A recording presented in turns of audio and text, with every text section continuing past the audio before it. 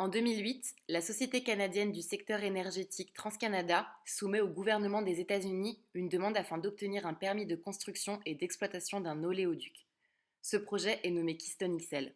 Son but est de réduire de moitié le trajet actuel de l'oléoduc Keystone, opérationnel depuis 2011. 10 ans après la demande, Keystone XL n'est toujours pas sorti de terre. Et pour cause, entre contestation des populations locales, risques environnementaux, retombées économiques discutables et changement de position du gouvernement américain, le projet s'est rapidement transformé en controverse. Durant l'analyse de cette controverse, nous nous concentrons essentiellement sur le projet Keystone XL en tant qu'extension de la controverse entamée par le projet Keystone. Un oléoduc est une canalisation de grande dimension destinée au transport du pétrole brut ou raffiné.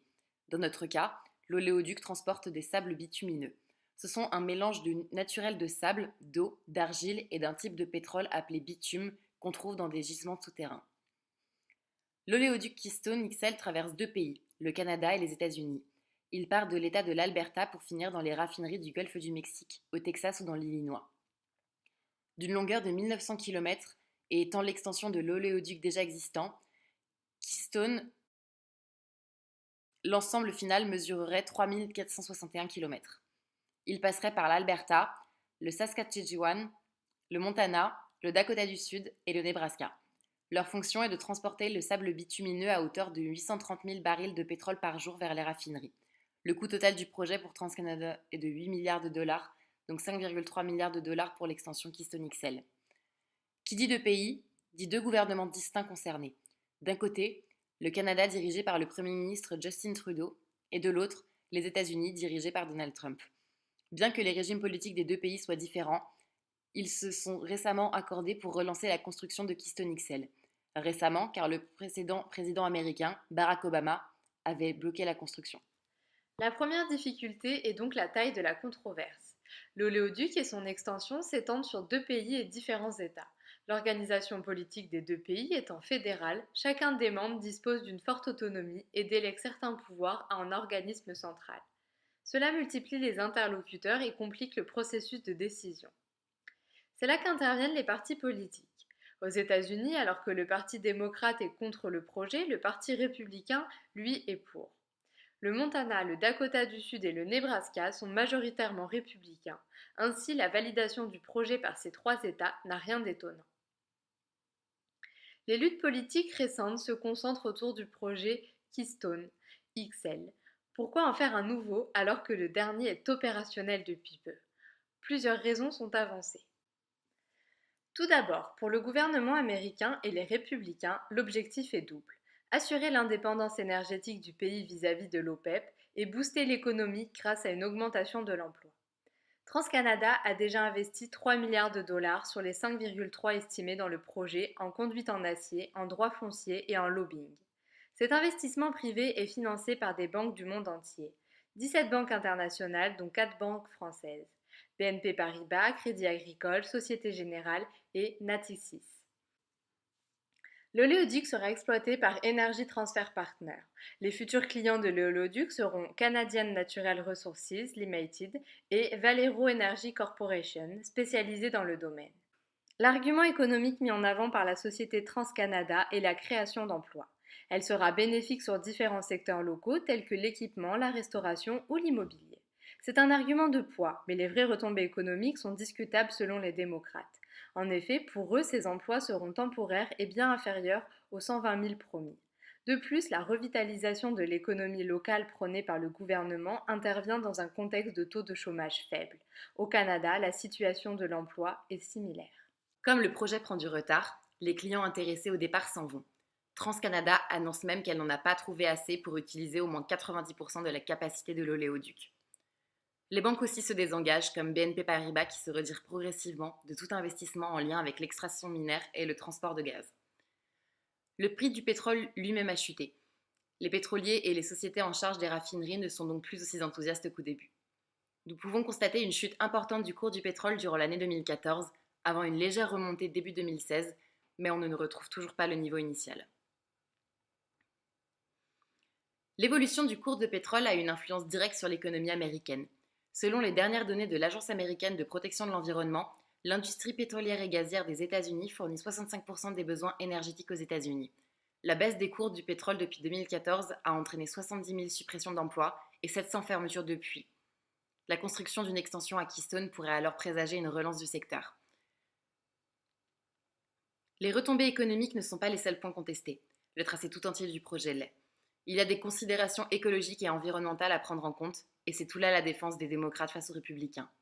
En effet, l'oléoduc Keystone passe par les dunes de Sand Hills, un écosystème fragile. Keystone XL doit donc maintenant les retourner. Mais en les contournant, l'oléoduc passera à travers des plaines et des champs agricoles, des rivières comme le Mississippi, le Missouri, l'Athabasca ou encore l'aquifère Ogallala. Il s'agit d'une des plus grandes nappes phréatiques du monde. Il se situe sous 8 États américains, occupe 580 000 km² et irrigue 1/5 du blé du pays. L'agriculture représente environ 80% de l'eau consommée en Amérique du Nord et plus de 90% de l'eau consommée dans les États de l'Ouest. Dans le Dakota du Sud, là où le pipeline Keystone est enterré, il y a eu une fuite de l'équivalent de 5 000 barils de pétrole en novembre 2017, soit l'équivalent de 795 000 litres. En outre, l'extraction de ce sable bitumineux représente à lui seul 17% d'émissions de gaz carbonique de plus que le pétrole brut traditionnel, c'est-à-dire pour Keystone 500 millions de kilos de CO2 par jour pour l'extraction de l'oléoduc. Le problème soulevé ici est complexe et de l'ordre environnemental. En contournant un écosystème naturel, le pipeline risque d'en polluer d'autres.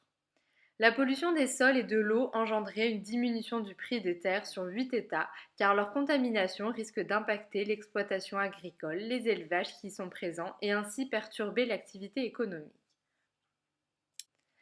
D'autres acteurs interviennent. Les agences gouvernementales qui sont censées assurer la pérennité de la faune et la flore tout en suivant les consignes dictées par le gouvernement. Tout d'abord les ONG. Pourquoi dénoncent-elles l'oléoduc ? Elles dénoncent l'impact écologique négatif que le pipeline engendrait à travers des fuites de pétrole, mais aussi le déni des pouvoirs publics face à ces risques. Elles luttent en manifestant dans la rue et en faisant du lobbying auprès des démocrates. La société TransCanada a besoin des terres agricoles traversées par Keystone XL. Cependant, une centaine de propriétaires refusent de céder leurs terres. Elles peuvent donc être saisies par TransCanada, c'est le droit de préemption, une décision confortée par la Cour suprême du Nebraska. Cependant, les indemnisations sont parfois dérisoires. Elles peuvent descendre jusqu'à 100 $ par terrain. Le problème est d'autant plus important qu'au Nebraska, par exemple, 92% du territoire est consacré à l'élevage ou à l'agriculture, mais ce n'est pas tout. L'oléoduc passerait par 3 des 5 États avec la plus forte proportion d'Amérindiens, ce qui risque de raviver les vieilles tensions entre l'État et les natifs américains. Malgré que la population amérindienne a fortement augmenté, la qualité de vie dans certaines réserves est comparable à celle des pays en développement. Forte mortalité infantile, faible espérance de vie, difficultés de nutrition, drogue et alcool. Les tribus amérindiennes exercent leurs propres lois. Des conflits législatifs peuvent donc apparaître. Les Amérindiens sont opposés à la construction de l'oléoduc Keystone XL car il passe par leur territoire sacré. En effet, dans la mythologie, les terres ainsi que toute chose vivante sont sacrées. Il convient donc de les honorer et de les respecter. Dès lors, Keystone XL enfreint ses croyances. Les tribus craignent une pollution du sol et de l'eau, ce qui se traduirait donc par une insulte à leurs croyances. C'est pourquoi les tribus amérindiennes concernées ou non par un souci de solidarité manifestent contre le projet. La preuve en est la signature du traité autochtone contre l'expansion des sables bitumineux. Ces 3 acteurs font front commun contre le projet. Par exemple, Vote Nebraska, un mouvement qui réunit les opposants au projet et conduit par un démocrate, organise des manifestations régulières. En conclusion, le projet Keystone XL de TransCanada pose des enjeux géopolitiques majeurs sur le territoire nord-américain. Relance économique ou cataclysme sociétal ? Sans réelle réponse à cette question, la controverse demeurera.